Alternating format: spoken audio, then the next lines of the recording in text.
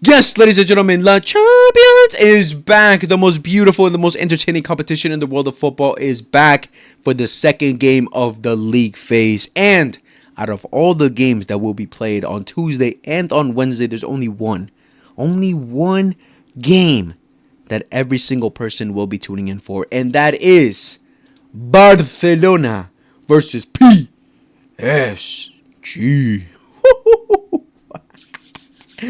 Oh yes, the game that every single person wanted to see last season as the Champions League final, but unfortunately we couldn't see it. Two giants going at each other, two of what could be considered the best teams in the world going up against each other very early on into the season, again for the second game of the league phase, and I am very, very excited, very excited, and at the same time a little bit disappointed. We'll talk about that in a little bit. But yes, guys, Barcelona will be hosting Paris Saint-Germain at the Montjuic. Thankfully, we're playing at the Montjuic at least. But we also have to remember last time PSG did come to the Montjuic, what happened? And it wasn't fun. So we are going for revenge. We're going for the 3 points. But most of all, we're going for revenge. Revenge. We must go into this game with full-on hatred and anger and revenge in our hearts. That's the only thing I'm looking at. I don't care about, this could have been the potential. We'll see. No. I don't care about any of that. I don't care about any other storyline besides revenge. That's all I care about for this game. So hopefully the players also had that in mind, because a lot of the players that suffered last year for the Montjuic, not last year, 2 years ago, under Xavi when we hosted Paris. You know, a lot of them were part of that team. A lot of them were part of that game. So they understand. And, of course, they want to get their get back 100%. So in this video, we're going to quickly talk about the potential lineups that I think both teams will be going out with, how I think this game could go, and key players that will play a key role for this game. And at the end, give my final predictions, the final scoreline that I think will happen. But, yes, let's get into it. But before we get into all of that, I am so confident. That my team will win, that I'm putting my life on the line. I'm putting my life on the line for approximately 2 hours. Because, ladies and gentlemen, I am putting up a wager. If Barcelona lose tomorrow against Paris Saint-Germain, I will be eating this hot chip. I already had some past experience with this hot chip. Last year, I put it up for a bet.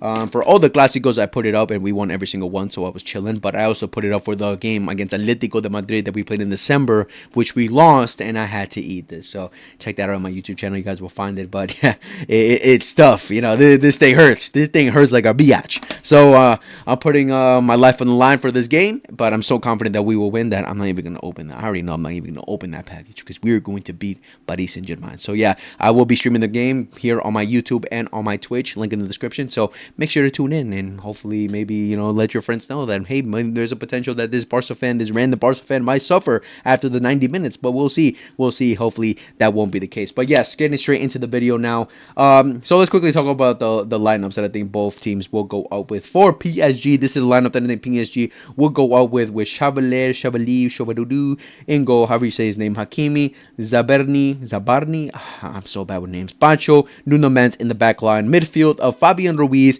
Vitinha, and João Neves. Up top, Barcola, Ramos, and Kang Lee.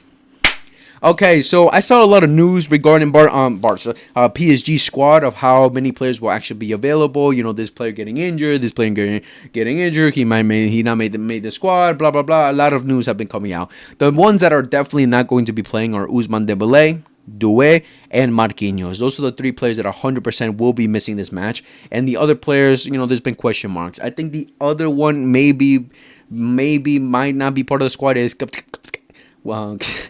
Gavicius Kvaratskhelia. I think I saw a squad list, but I don't know if it's 100% real that he wasn't part of it. But I don't know. I saw news that he might travel, that he might just be on the bench, start off, and then come in later into the game. But he won't be starting. That's for sure. That he won't be starting. So this is the starting lineup that I think will be going up with. When it comes to Ramos, I've seen people give the other opinions of other players that I really don't know who they are. But besides that, I think this is the strongest team they have as their second team, considering the main players that will be missing. And like I mentioned earlier, this is why I'm disappointed. That PSG won't be going at their strongest. Of course, Barcelona are also missing players like the likes of Rafinha, the likes of Gavi, Fermin Lopez, Joan Garcia, Of course, we're missing and Gavi. Of course, we're missing some key players, but from the players that I just mentioned, only two of them were really like main starters, like Rafinha and John Garcia. Well, for them, Dembele, Doué, and of Kvaratskhelia and Marquinhos, right? Those are the main ones. So it's unfortunate that we won't be going up against each other with our best squads.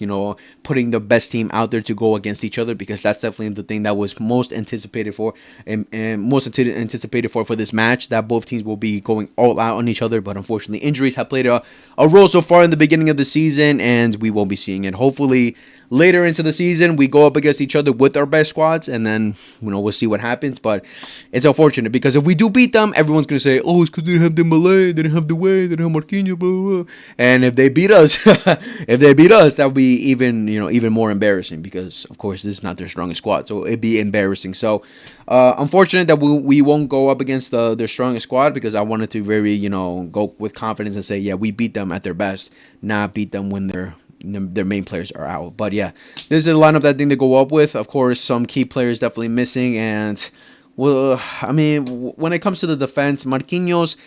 For me, Marquinhos is overrated. I don't think Marquinhos is that good. I think the only thing he's probably like offers really like the main thing is leadership, of course, because he's been at Paris Saint-Germain for years now, many years. But besides that, I think Zabarnis, however you say his name, could definitely play still a good role for Paris Saint-Germain's defense. Now, when it comes to up top, Barcola and Kvaratskhelia, both of them are very take-on wingers. We already know Barcola is a major threat. We can never underestimate him. He's a great winger. He likes to take on his players. He's very skillful.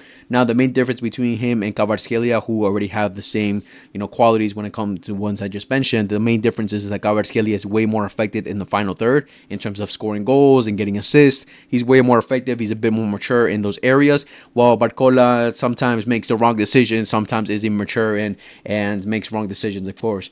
But besides that, he's still a major threat, and I'm expecting obviously him playing an important role for Paris Saint-Germain.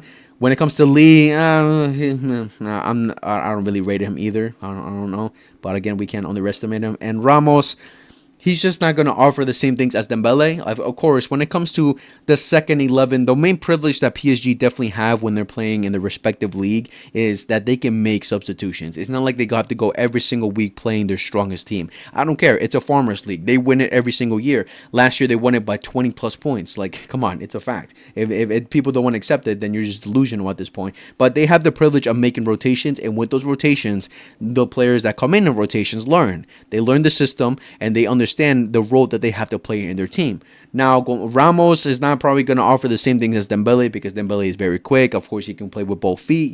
They're losing that that major ability that Dembele can offer. But Gonzalo Ramos is still going to offer some things that similar to Dembele. Probably drop deep, try to collect the ball, trying to open play for the team. Of course, press consistently. So as much as they're not playing their strongest squad, mainly up top and then one center back, we still can underestimate that this second squad can definitely cause some problems, and that they're going to go at us. That Luis Enrique has instilled a certain mentality and certain tactical way of going at Barcelona and against any other team. So let's not completely underestimate them. But yeah, this is the squad that I think PSG will be going out with. Now, for FC Barcelona, this is the team that I think Barcelona will be going out with. Szczesny in goal, Jules Koundé, Araujo, Cubarsí, and Alejandro Balde in the backline. Midfield of Pedri Gonzalez, Frankie de Jong, and Dani Olmo. And up top, Marcus Rashford, Ferran El Tiburón Torres, and Lamine Yamal. Cada dia to Kira Mas, Lamine Yamal on the right-hand side. Now, when it comes to Barcelona's team, I think most of it is, I don't think non-negotiable. I think most of the team speaks for itself. I think there's only two positions where people will be like, maybe someone else here, maybe we might disagree on, and I think it's Ferran Torres up top over Lewandowski and Alejandro Balde starting this game. When it comes to Ferran Torres, listen, of course, Lewandowski, big Champions League game. You would expect him to start this game because he has that experience, and of course, what he offers you, the difference he offers you from Ferran Torres is, a little bit more physicality in the air. He's a bit better than Ferran Torres, and of course, a clinical finisher. Even though sometimes I have doubts of that, because that chance he missed against Real Sociedad was very concerning. But of course, he's still an elite goal scorer and can offer you goals if you give him that opportunity. But the reason I want Ferran Torres to start this game is because I wanted him to be a pest. I want him to be a pest to PSG's defense, because I'm looking at this game to be very, close contested, and I think we definitely need players to, just open up play as much as possible by making runs, dropping deep, because I think Ferran Torres dropping deep, collecting the ball is better than Lewandowski. Lewandowski struggles a lot in that, and, of course, physically, Ferran Torres can hold himself sometimes, he can hold his own at times, and just being a pest, getting into the right areas, making runs, getting in behind, he's really good at that. He has an IQ as a striker. Now, the only thing that he misses sometimes is his finishing ability, but if he could just be a pest and have their center backs fully on him at all times, being very concerned of what he's doing, and just open up play for us, make it easier for us, make it easier for Dani Olmo. That's what I want from him, especially starting in the game. He'll have more energy than Lewandowski, and then boom, bring Lewandowski later into the game, and then even more of a pest, because they're like, okay, we just went running around with this guy. Now we have this guy who is way smarter and way better in the box. They had to be very concerned, right? And then of course Lewandowski can offer us goals if we create chances for him.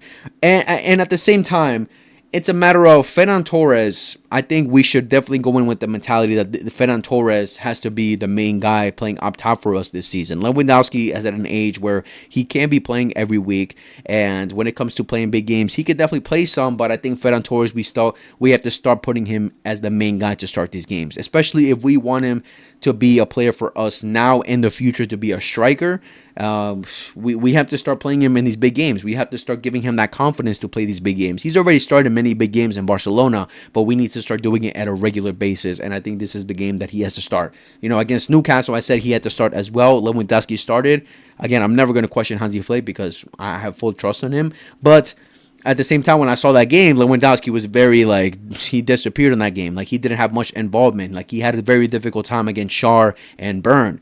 Now, against Pacho and Zabarni, however you say his name, I think he's going to have the same difficult time, because Pacho and Zabarni are very physical defenders as well. They're going to give promise to Lewandowski. Now, if there's a player that can get away from them, there's a bit more slippery than Lewandowski, that is Ferran Torres, especially with pace. One little through ball, and Ferran Torres is very quick, especially quicker than Lewandowski. So, in my opinion, I think Ferran Torres should start this game. Again, don't be surprised if you do see Lewandowski start this game. I wouldn't be surprised, but I think personally, Ferran Torres should start this game. Now, when it comes to Alejandro Balde, I think the main question mark with Alejandro Balde is if he's ready. I saw reports yesterday that he is ready for the PSG game. I was expecting him to be part of the squad for Real Sociedad, and then get some a little cameo, get a little bit of minutes to warm his body up and everything, but he wasn't part of the squad, and he was just part of the bench the whole time. So I was like, all right, so that pretty much confirmed to me, all right, he's not playing. Yeah, he's done. He's not going to play for Paris Saint-Germain. But then we got news that okay, he's going to be part of the squad potentially. The squad hasn't dropped, so I'm not 100% sure, so this could be a completely useless conversation. We'll see tomorrow, but what we know from Alejandro Balde, what he offers us is very important, of course, right? For these last couple games that we've seen, not even couple, since last season, what we've seen Jero Martin had to sub in for Alejandro Balde when Balde is out.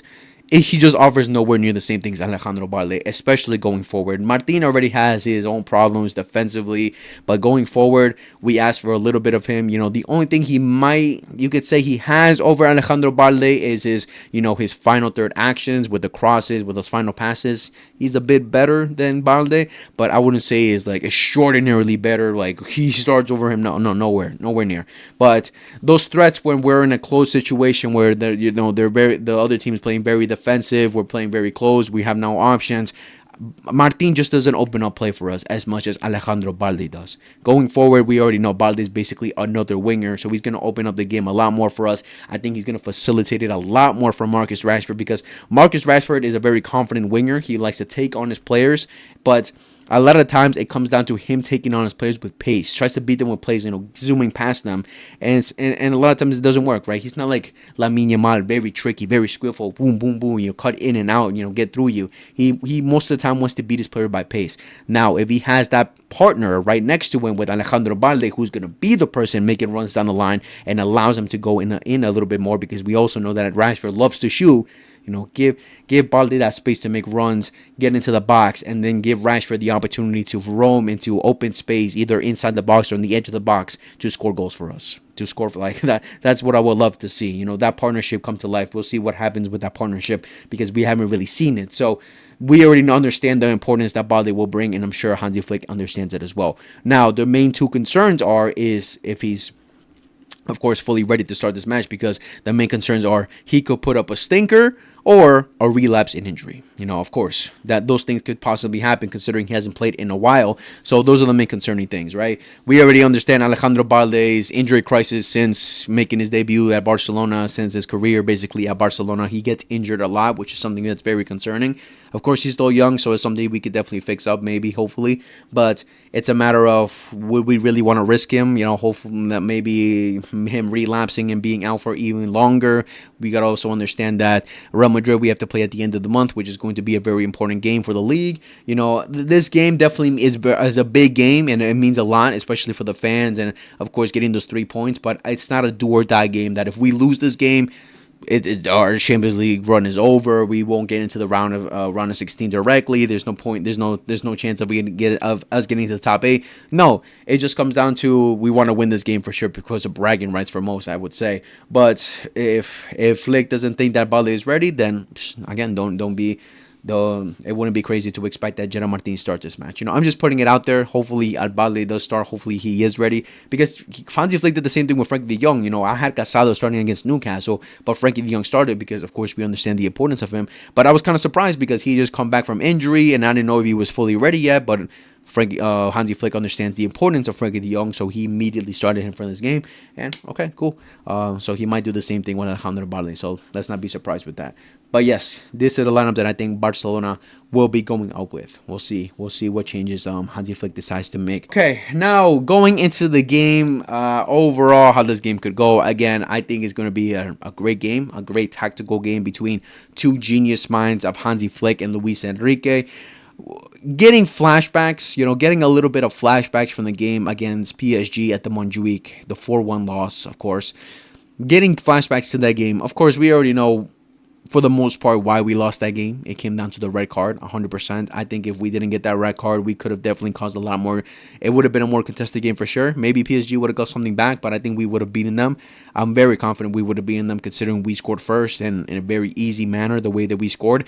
But after the game, or like time after the game, I saw a couple things that Luis Enrique definitely, focused on against us, which were he wanted to press us high 100%, and I'm expecting the same thing, press us high and man mark us, because man marking us takes players out the game like Pedri and Frankie, who we understand are going to be very important from us playing from the back, and of course pressing and putting a lot of pressure on Paco Barci, because I remember seeing a video of Luis Enrique stating that they had to attack Paco Barci and leave Ronald Araujo by himself, because when Araujo has the ball, then he's going to make mistakes because he's not great on the ball, he's not the best, and he's nowhere near the level of Paco Barci on the ball with those line breaking passes and everything he offers, right? So, and we saw it in that game in the 4-1 loss, where he focused on Paco Barci. Araujo was forced on the ball, and Araujo was the one that made the mistake for him then to get the red card.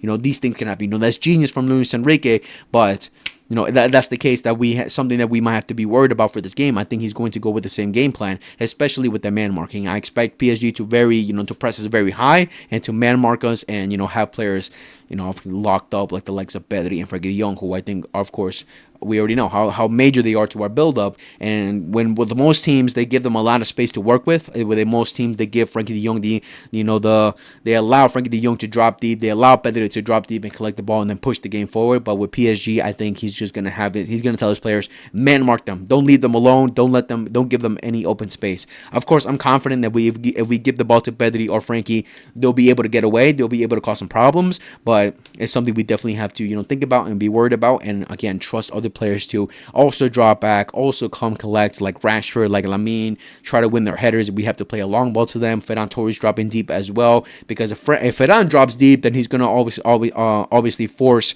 the likes of Pacho or Zabarni to drop deep and be on him, and then space can open up for us. But we have to be very precise with our passes. We have to be very on it, because PSG are a very intelligent team. They press magnificently. We've seen it last season how great they press. So that's the main concerning thing for sure. And it's the same thing for us. We have to press them very well as well, because PSG, because this game could definitely turn into a game where we could control the ball for most of the game, or they can control the ball for most of the game, because PSG love controlling the ball. Luis Enrique loves holding onto the ball. He wants his team to always have possession, and they have the team capable of doing those things. So it could be in that manner too, where we have to, press them very high and try not to allow them to play from the back or cause any problems with the build-up, as much as they're going to do the same thing to us. So again, this is going to be a very tactical match, and I'm very excited about that. I'm very excited about the the midfield battle, the up top battle. I think the main two parts of this game that are going to be very important is the midfield battle and the battle out wide, of course, with the likes of Hakimi and Nuno Mendes, who love driving up forward, who love attacking, inverting a little bit more, dribbling past players. They do that very well. And of course, the wingers that they have with Barcola, and in this case, Kang In Lee, my bad. And for Barcelona, the midfield, and we have the likes of Rashford, and if Balde starts, the threat that they can both cause, and Jules Koundé and Lamine Yamal, who already know, link up very well. How much problems they can cause as well. So now those are going to be important factors for sure. And with the midfield batter, Vitinha, John Neves, and Fabian Ruiz versus Frankie de Jong, Pedri, and Dani Olmo. I think this is the battle that everyone is very excited for as well, especially the battle between Vitinha and Pedri. Everyone comparing them, everyone saying, they're similar, Vitinha's better, but he offers the same thing as Pedri. I've been guilty of saying that Vitinha is similar to Pedri, but not at the same level as Pedri. They definitely offer the same qualities for their team, but in terms of who's better, Pedri, bro. Pedri. Don't even chat to me about that. But I'm very excited for the battle that we're going to see for that game. Now, going into, again, this could definitely also turn into a game where PSG, could play defensively, that we're all over them, because we also have to be worried about our high line, where they're going to play maybe a mid block or a little bit of a low block and wait for those opportunities to hit us on counterattacks. Because again, them not having Dembele, Doué, Kvaratskhelia, of course, is going to bring down their quality a little bit. So they might play that game, that mid block game, where they're going to just wait for us to make a mistake and hit us on a counterattack, because we definitely have to understand that their players are very intelligent, have very high IQ, know how to make those high IQ runs, know how to make those great over the top time passes. So we have to be careful about that as well. But yeah, I see this game going in a lot of manners, a lot of ways, but I don't want to make it too long either. Now, in terms of the players that I think are going to play an important role for PSG, I think the main players that are going to play an important role are the likes of Barcola, are the likes of Fabian Ruiz, and one of their fullbacks, either Hakimi or Nuno Mendes. Maybe a little bit more Hakimi, because Lee is like, again, he has his moments, but I don't rate him that much as a winger, where if Balde starts, I think he can handle him easily. If Martin starts, I'm going to be worried a bit there. But if Balde starts, I think he'll handle him easily. But Hakimi being that threat on the left-hand side as well, or on the right-hand side as well, we have to be very careful about that. And I think Rashford in this game is going to be asked to defend as much as Lamine as well, to help and track back, because, again, our high line is a risky gameplay, right? It's a risky game. So I think everyone has to put in the work. Fabian Ruiz, we already know how much of a box crasher he is. He loves making those runs into the box, scoring those goals as well. So we have to be careful about him. Let's not forget about him. John Neves, he's a very aggressive, always wants to fight for the ball. So we have to be careful about him. And Vitinha, of course, how much he likes to control the game for PSG. And Barcola, of course, he's probably the main guy we're going to have to look at for up top, because he's a very dangerous winger, and of course what he did to us in the past. So for them, we have to be careful about those players. Now for us, I'm looking at three players. One is Lamine Yamal. Lamine Yamal, we already know how much confidence we have to have in this guy for these big occasions, but I'm looking at it because of this feud, this rivalry between Lamine Yamal and Nuno Mendes. They already gone up against each other twice. This one time when we played them again, this was the 4-1, but we also played them at Paris, and Lamine cooked Nuno Mendes every time they went up against each other. We already remember this goal that Lamine Yamal got the assist for Rafinha. Pretty easily got past Nuno Mendes, right? And then this game in the Nations League final, where Lamine struggled. Of course, Nuno Mendes got help, but he still struggled. This game. So I'm going for round 3. Round 3, Lamine. I'm looking at you, because not only are you going to play a major game to win us the game and cause problems, but of course, get your get back. Now, the second player that I'm looking at is Ronald Araujo. My God, just looking at this picture brings back bad memories. But Araujo, you already know what you did in the past, bro. You already know what you did in the past, and you cannot, I repeat, you cannot make those mistakes. So far this season, you've been impressing. So far this season, you've been playing well. Now, this is your biggest test. This is your biggest test. And I expect you to perform, especially if you go one-on-one with this mother effer. I expect you to bully him. Because what he did to you was embarrassing. What you did to us that game was bad. So I expect you to have a great game for this game. I expect you to turn up and get your get back on him. And the third player I'm looking at is Marcus Rashford. I'm looking at him because he's already gone up against PSG a couple of times in his career, and he's definitely put up great performances against Aston Villa and PSG. He put up a great performance. And when he played for Manchester United at one point, when he cooked PSG as well. So he's already had great performances against PSG, and I'm expecting the same thing now that you're wearing the Barca badge. Please turn off for this game. Please cook Hakimi. Show him another level, because Hakimi, he's great going forward, but defensively, he's not like he's a god. He's not like he's an incredible world-class defender. He's a great right back, especially going forward, but defensively, he has some weaknesses. So I expect you, Marcus Rashford, as well, to turn up for this game. And of course, all of our other players like Dani Olmo 100% has to turn up for this game. The likes of Ferran Torres, everyone has to turn up for this game. But those are the three players I'm really looking at to be difference makers for us to potentially win this game. But yes, ladies and gentlemen, that was the video for today. Let me know down in the comments how you're feeling about this game. Are you excited? Who do you think are going to be the main protagonist of this game? And what are your final results? Giving my final results, I forgot to give my final prediction. My final prediction is Barcelona. I see it in two ways. Either it's a close contested game where we get like a little 1-0 win, or we play them out the park and little 5-1 game. They'll get like a penalty or something. 5-1. Okay, let me be honest. 4-1 with them. I'm gonna say either it's gonna be a close contested game where it's like 2-1 win for us, or we play them out the park. Boom, boom, boom. Little 4-1 win. 4-1. We'll reverse it. Una reverse card on them. 4-1. I'm excited. But yes, ladies and gentlemen, make sure to leave the comments down below of what you think about this game. How are you feeling for this game? Who do you think are going to be the main protagonists for this game? And what are your score lines for this match as well? Make sure to like, subscribe, favorite, hit the notification bell for every time we upload. Share to your friends that love football. And again, make sure to tune in for my stream tomorrow where I might die. So yeah, get tuned in for that. Tell your friends. Yes, let's get into it. But yes, much love. Take care and peace.